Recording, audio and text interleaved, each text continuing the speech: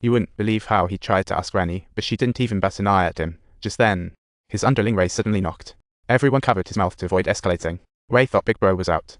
After waiting, Ray left. Sangbao lost patience, ready to teach this punk a lesson his way. Just then, screams echoed from the house, and the missing money finally made its comeback. But Sangbao, blind to the others' feelings, decided to pocket it all for himself, smiling like a Cheshire cat. He took the cash and left, while Migo was fuming inside, speechless as he watched his money vanish, and when he got back, he drank alone, bullying darkening his heart, so he asked his uncle for a gun. As his aunt turned to give it, his uncle stopped her. "Kid, if you're taking a gun out, be ready to use it anytime. But if you hesitate to use it, don't say I didn't warn you." Migo knew his uncle meant well, but he was willing to pay any price to change his. He finally got his first weapon, and from that day forward, he became someone to fear step by step. The next day, they went to Sangbao's turf to reclaim their belongings. But as soon as they stepped in, Migo found out his money was used to buy a new car, fueling his rage as he pulled out his gun and marched inside. However, when they found Sangbao, just as he was about to fire, the guy had already passed out from a wild night of partying. Soon, Migo found the big shot who supplied him flyer, wanting to trade his car for some flyer. The sharp businessman refused outright, didn't hassle Migo, urged quick repayment, and gave him an extra shovel as he left. "Clean up the Sangbao in the trunk, bury it deep so that no zombies can dig it up." Little did Migo know he'd be doing some mafia business to earn money, and soon they drove to the desert far away from the city. They heard a noise from the trunk. Sangbao woke up. It was their first time, so nervous, Migo blasted the music. Instead, Sangbao went on a rampage in the back seat, and when Big Head League pulled the trigger, it was a total misfire. Now they were in trouble. So, they were tossed out of the car by Sangbao, waiting to pounce on him once he came out, but when they got out, there was no body in sight. So they followed the blood trail only to find him an hour later. Migo borrowed the gun and slowly approached Sangbao.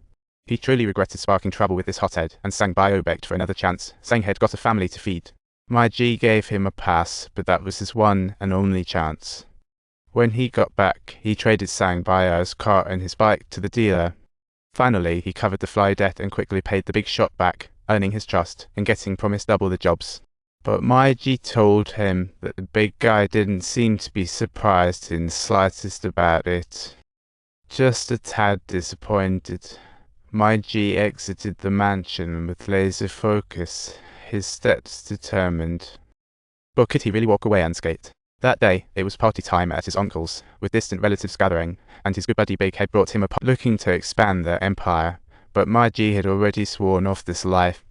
He told his buddy he was done with trouble, just wanted to live a peaceful life. However, subsequently, something transpired that completely altered his perspective.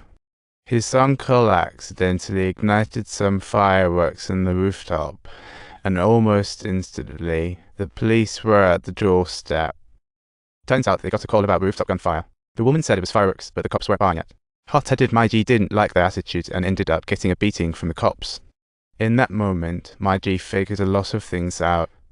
When I'm a good guy, I get pushed around by the bad guys, but when I become one of them, I'm judged by the good guys.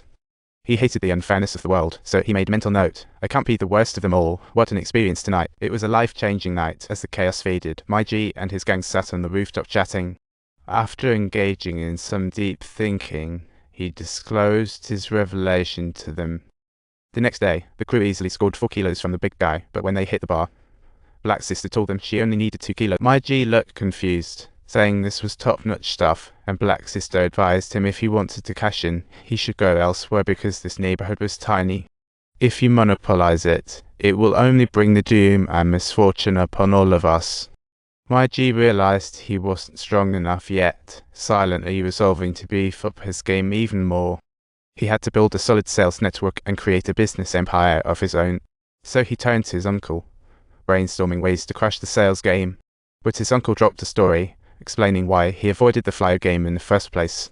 Migo wasn't satisfied with merely engaging in small conflicts within the community, and after noticing his ambitions, his aunt proposed that he take a good look at Nice. So they found Nice, and his uncle asked him to spill the tea on what went down in the city, bursting his nephew's dreams of glory. Nice informed him that the flyer business in the whole city was in the hands of Mexicans. They were reckless and ruthless. If you wanted to make it big, you needed to get through them. But given the circumstances, it was definitely a one-way ticket to doom, yet it didn't stop him from wanting to grow bigger and strong. The next day, he sought out Nice again, asking for the Mexican's address. Seeing his determination, Nice offered him 3 pieces of wisdom. Your mama told you These streets will teach you in your future home, who knows? You can't choose the first two, but your future is in your hands. Seeing he remained unfazed, Nice reluctantly handed him the address of the Mexicans. Little did he know that this seemingly goofy kid would one day be the very one everyone in the underground world looked up to.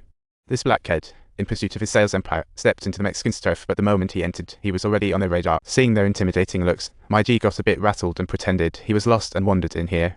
So he quickly started the car to get out, but in that very moment, Migo was yanked from the car, pinned down and searched.